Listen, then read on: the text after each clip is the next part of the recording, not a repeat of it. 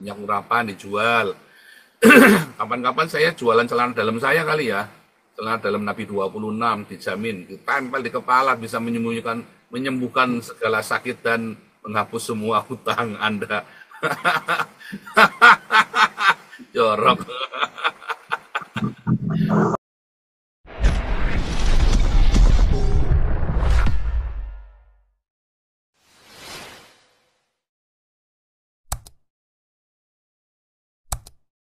Ya, Pencerahannya.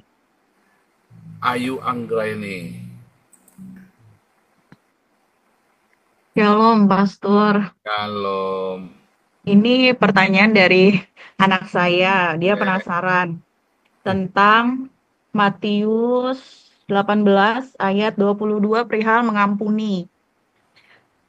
Dia tanya, kalau misalnya orang itu terus saja berbuat salah, apa harus diampunin terus? Sedangkan manusia kan ada batas sabarnya. Kira-kira gimana itu, Pastor? kalau batas sabarnya Tuhan kan nggak ada batasnya, jadi manusia nggak ada batasnya. Begitu kita berhenti mengampuni, maka Tuhan berhenti mengampuni. Ya kan? Ampunilah Tuh, ya. kami, kita kan janji sama Tuhan, ampunilah kami seperti kami mengampuni orang yang Orang bersalah yang kepada bersalah pada kami. sedih ya. Kenapa kita nggak bisa mengampuni? Karena mengapa kita nggak bisa mengampuni? Dulu pernah diajarin. Mengapa? Kita tidak bisa memberi ya apa yang tidak bisa kita beri. Kita tidak bisa memberikan apa yang kita nggak punya. Karena kita nggak punya pengampunan. Artinya kita sejujurnya berarti kita kalau begitu kita berhenti nggak bisa ngampuni, berarti sebenarnya kita belum diampuni loh sama Tuhan loh. Karena kita tidak akan bisa memberi apa yang kita nggak punya. Itu tanda bahwa habis cintanya kita. Harusnya kan cintanya tak terbatas. Jadi begitu kita sakit hati ya, saudara-saudara ya, ini semua ya. Begitu Anda sakit hati dan nggak bisa ngampuni, itu pertanda cintamu habis. Dan kamu berarti siap-siap nggak selamat. Berarti selama ini kamu lahir barunya cuman di pinggiran, cetek. Roh Kudus belum memenuhi hidupmu. Ya, mungkin memang butuh waktu, tapi jangan pernah bilang aku nggak akan bisa ngampuni dia. Nggak, jangan bilang begitu. Mungkin membutuhkan waktu, ya, membutuhkan waktu. Mengampuni langsung diampuni, tetapi untuk melupakan membutuhkan waktu, ya. Melupakan artinya melupakan rasa sakitnya itu ya, membutuhkan waktu, gitu ya. Cuman harus selesai. Begitu, ini anaknya Bu Ayu, luar biasa pertanyaannya, mengerikan Iya, sekali nih. terima kasih, Jangan Pastor. sampai anaknya nanya mamanya nggak ngerti nih, gawat ini, bahaya ini. Iya, Oke lanjut, keren-keren nih pertanyaannya kita hari ini ya. Cecep Utama, Ya baik, selamat malam. Shalom, malam, Pastor. Cecep. Ya, Pastor, saya mau bertanya mengenai kitab Ayub. Jadi di sini saya agak bingung karena ada percakapan antara Tuhan dan iblis pada Ayub 1 ayat 7 dan 8. Kemudian ada di Ayub yang lain juga. Jadi intinya di sini percakapan antara iblis dan Tuhan ini yang membuat saya jadi bertanya-tanya ini, siapa yang menulis kitab ini, kemudian apakah tokoh Ayub ini memang betul-betul ada, dikarenakan ada percakapan ini yang membuat saya bingung itu, apa namanya, dari mana si penulis itu atau yang mengkisahkan ini tahu tentang percakapan ini. Apakah dia, kan tidak mungkin dia mendengar atau melihat langsung gitu.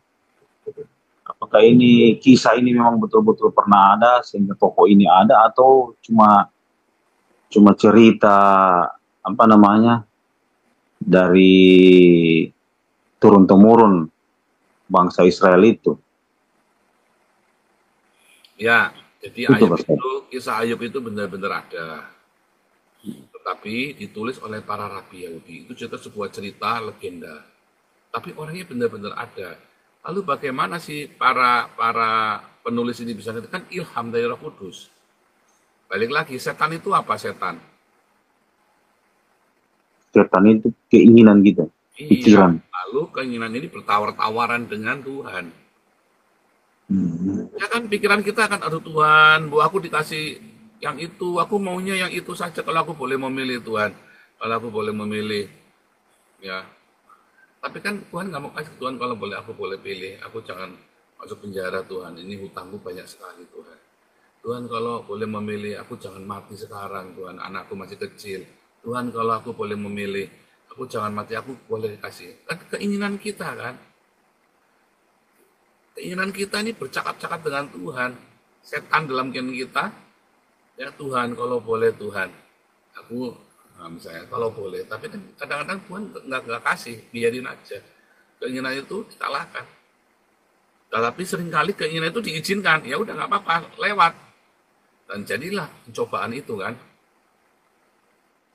Ingat, Ayub itu adalah sebuah kitab prosa.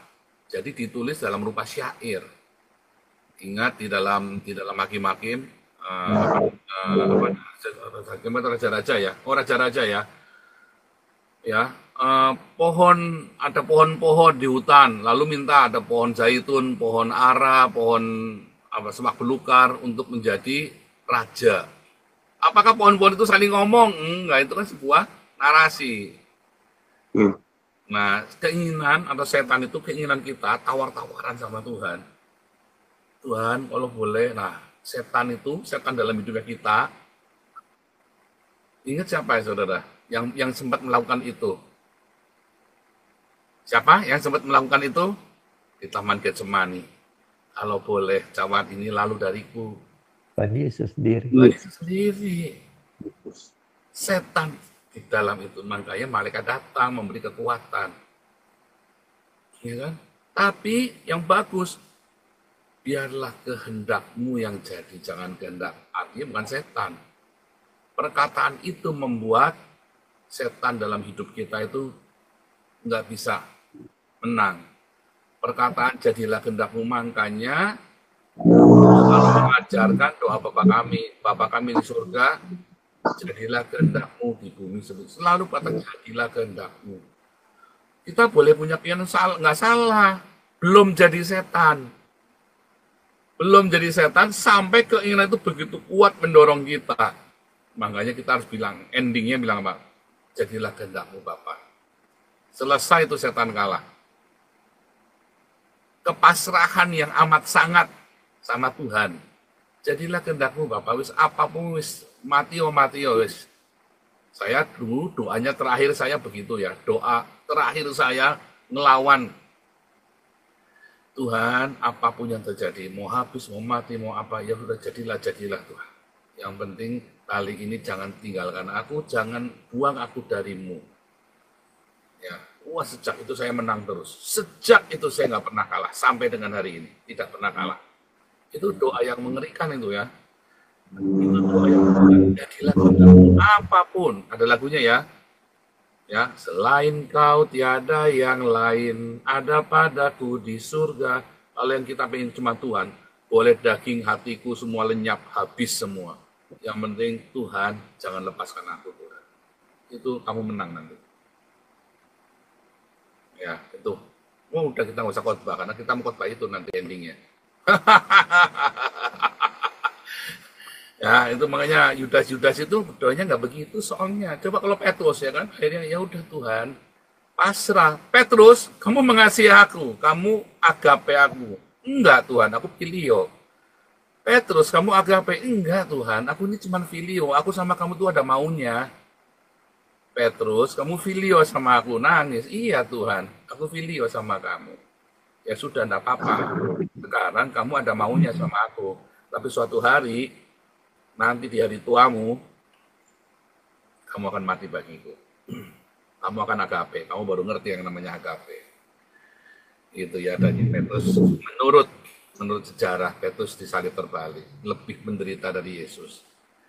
Itu, jadi kita sekarang, kita nggak usah sok-sokan merasa paling rohani, paling ini, nggak usah. Kalau kita hari ini Anda datang di kebun pagi, karena mau beasiswa, karena mau sembako, karena mau kontrakan rumah dibayari, iya nggak apa-apa. Dan Anda yang jadi pengurus nggak usah sombong, nggak usah belagu,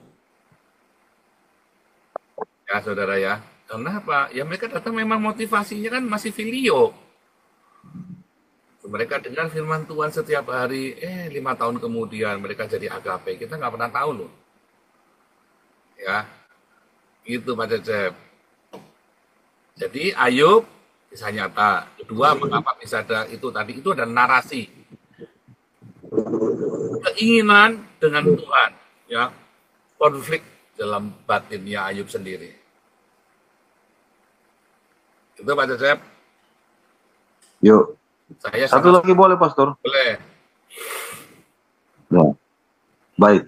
Ini mengenai kegiatan ritual dalam agama. Yang tadi saya sudah paham. Terima kasih, Pastor Paul. Ini mengenai ritual agama. Dalam pikiran saya berpikir bahwa Tuhan yang kita sembah itu kan harusnya tidak membutuhkan ritual. Itu pikiran saya, Pastor Paul. Nanti kalau salah tolong diluruskan. Sehingga saya mengambil keputusan untuk tidak melakukan ritual sama sekali. Begitu, Pastor. Kemudian, kalaupun ritual itu masih ada, sebenarnya itu siapa yang diuntungkan, Pastor? Apakah Tuhan diuntungkan atau si pelaku ritual itu sendiri? Kemudian gunanya apa itu? Itu. Soalnya menurut saya kalau memang tidak ada lagi gunanya untuk Tuhan, ya buat apa dilakukan? Demikian, Pastor Paul. Ya, ritual itu hanya untuk menjaga disiplin ketika kita masih kanak-kanak rohani. Karena kita nggak ngerti.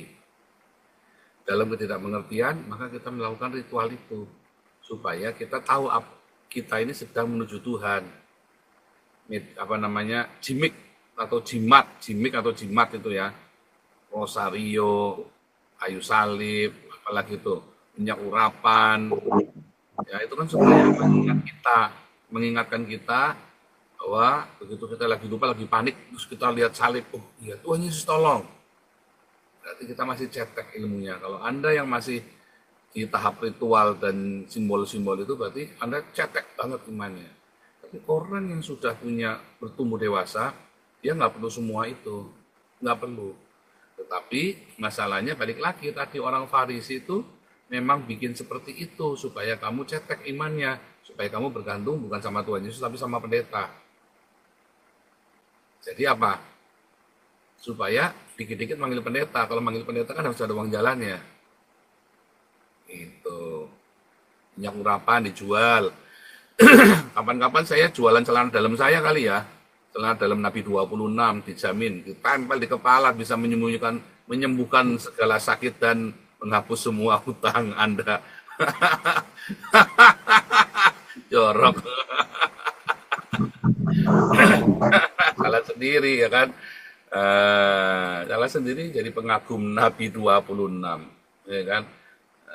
Itu Pak Cecep. Oke, lanjut Brian. Jadi nggak ada gunanya ya ritual ya. Brian silakan. Ya, Pastor mau tanya